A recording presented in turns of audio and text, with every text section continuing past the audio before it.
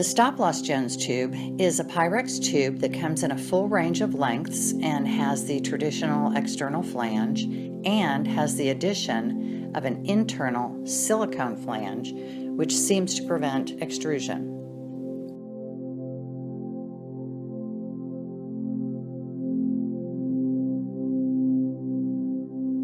The procedure begins with creating a fistula from the conjunctiva to the nasal cavity and then inserting the StopLoss Jones tube permanently to maintain the fistula and provide drainage.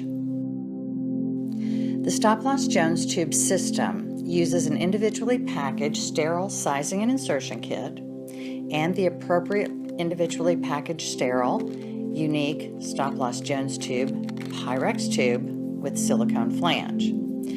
Both have a shelf life of up to 5 years.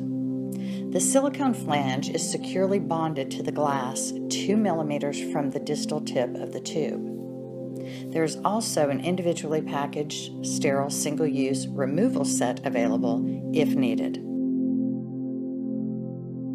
The tube comes in lengths of 9 to 22 millimeters. The external flange sizes are the standard 3.5 and 4 millimeter.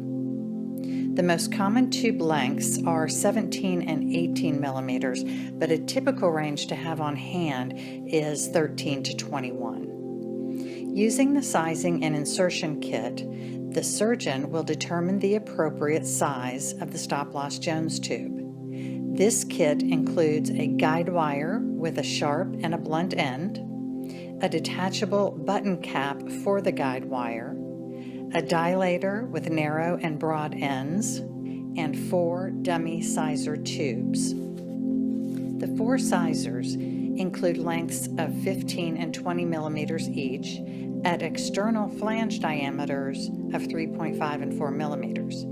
Each have 5 rings at 1 millimeter increments from the internal distal tip.